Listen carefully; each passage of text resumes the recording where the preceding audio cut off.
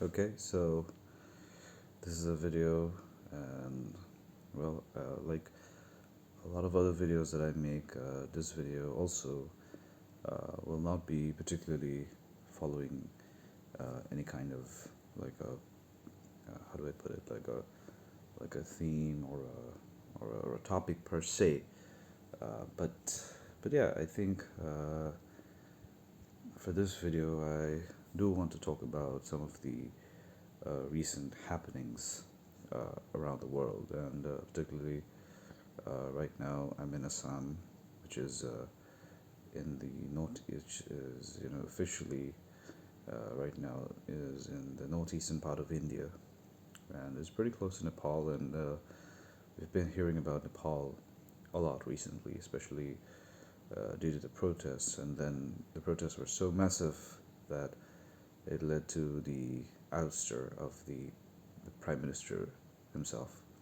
So, there are a lot of things, a lot of discussions, a lot of talk that's going around about about the situation there, and of course, at the same time, Palestine has been a big issue, and so has been a lot of other issues. I mean, I recently came to know that even in Sudan there is, uh, you know, I mean, there are certain places which are being affected by famine, which is very unfortunate. That even today, I mean, in the 21st century, we are still, um, we need to be seeing such situations, such dire, such like horrifying situations, and so yeah, I think we gotta be aware, you know. A lot of people might say that politics is overwhelming for them, or they might feel that um, that it's not their cup of tea, or it's just useless or pointless to even talk about politics. But my personal opinion is that we have to talk about politics because it allows us to think about the world. It allows us to be sensitive.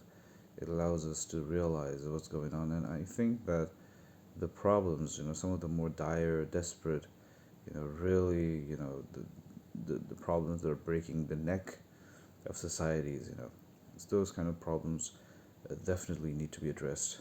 And, you know, I mean, I think, you know, uh, we are always going through change, like like the song that was written by, I'm not sure if it was the lyrics was written by him, but it was at least performed by Billy Joel, which is like "We Didn't Start the Fire." I think it's one of the most profound and one of the most, it's not.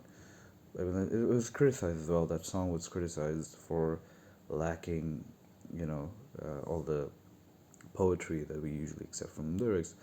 But by mentioning all the different events, and the kind of message that the song tries to deliver, which is that we didn't start the fire; it's always burning, and I think that's the thing.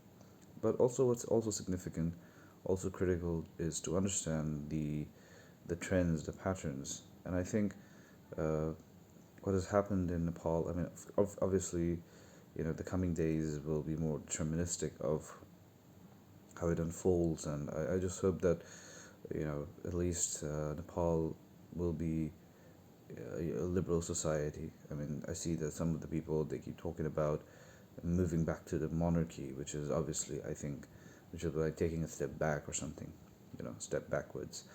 So I hope that whatever change comes up, whoever leads Nepal from here on will be leaders who are going to be responsible. And I mean, this is basically an anti-corruption movement that happened. I mean, of course, a lot of people kind of, I mean, it was a trigger. The social media banning was definitely a trigger, but overall, I mean, what was more fundamental, what we can observe is that um, how do I put it, like the situation was that because of the corruption and because of all the rules and everything, I think it was simmering down the line, though. I mean, internationally or globally speaking, or people didn't have the awareness or the information, so they didn't realize that this is going to blow up.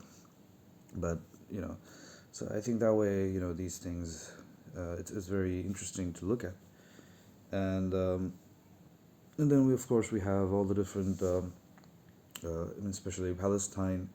What's happening. Okay, before moving to Palestine, I also want to say about some few things about Nepal. That, yeah, I think vandalism, which is usually, if you observe that, in any kind of, movement, especially, you know when there is a lot of spontaneity involved, such movements do trigger, vandalism and stuff like that. And I think that's been a problem, but that's been a issue in a lot of movements we've seen around the world.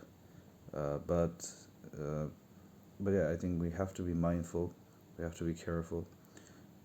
Like someone said that, like if you are fighting against corruption, and at the end you only, you end up, you know looting someone else's store or whatever.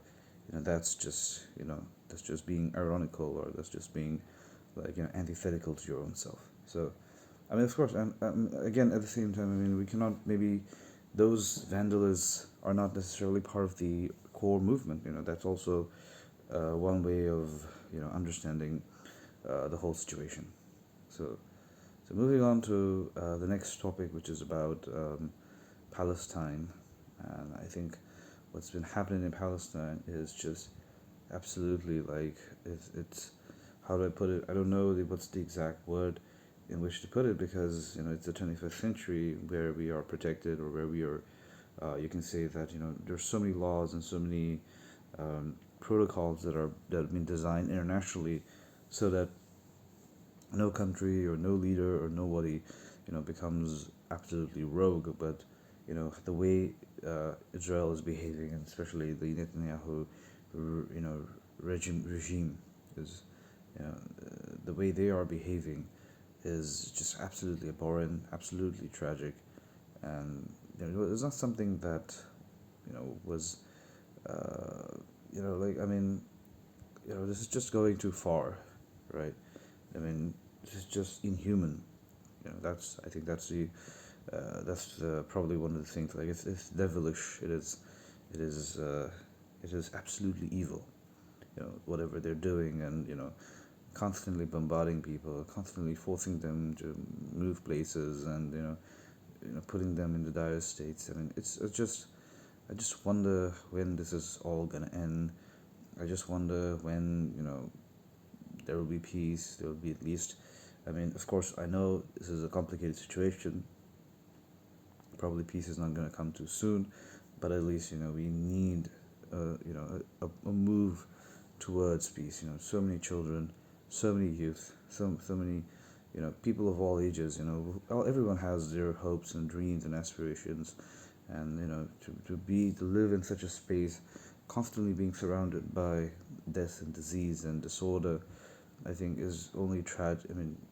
It's just, I mean, I don't know. I can't really, find, I don't know what word would fit to describe. Of course, this is genocide, and I don't. It is genocide. The pictures, the evidences, everything, points to only one point, that I'm not there. Yes, I'm not there. I'm not in the midst of all that.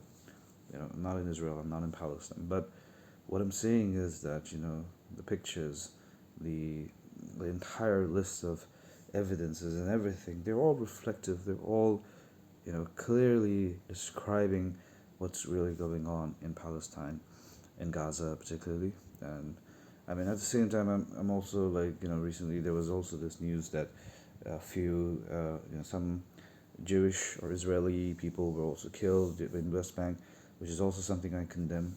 I mean, See, for me, and I think for a lot of the people around the world, it's all about getting the peace. That's all we want. You know, we don't want, but we want lasting peace, right? And I think lasting peace is possible. But what's happening with Israel, what US, what UK, collectively, what they're doing is just they're delaying, and they're basically creating a new normal, in the sense that if they can continue this crime and this level of atrocity for so long, they just lose the moral high ground to criticize someone like Russia, who's done their share of like harm and damage and anarchy upon Ukraine. So you just lose that moral high ground, and not just that. Like I mean, just a while ago I heard this particular statement by the president of Prime Minister. I think I'm not sure exactly whether it was the Prime Minister or the president, but he was from Colombia. So he basically said that this is an experiment. That Gaza, what's going on in Gaza, is basically an experiment made done by the rich people, or at least what is known as the global north, upon what is known as, in political terms, global south. So this is like an experiment they're trying to do, and this if tomorrow, like let's say, you know the Palestinians in Gaza are being cornered from every point, and let's say there is something like they get onto like boats or whatever, try to flee what happened with the Rohingya, similar kind of situation if the Palestinians undergo, and this is just all gonna continue. So it's a very complicated thing to say the least. I don't know where this is going on. Um, I mean, see, I mean, when I was growing up, back in the 2000s, you know, through the decade, early to mid 2000s, and so on. I mean, the most fundamental thing that we all kind of talked about, or the most fundamental thing that we all kind of, tried to talk, yeah, like we imagined or perceived, was that by the year 2020 and beyond, like things are going to be much more different, and things are going to be like we're going to have like you know a very global approach to things, and everyone will share and enjoy equal lives, like the standard of living and everything. I mean, in a lot of terms, in a lot of sense, yes, probably we have achieved those things, but then again, these kind of situations, where you're just numb, where you don't speak up, where you're not ready to like confront, and change the status quo, change the norm, change the violence, like change. But violence has become normal, but you're not ready to change all of that. That just makes things worse. That just makes things much more complicated and difficult for every one of us.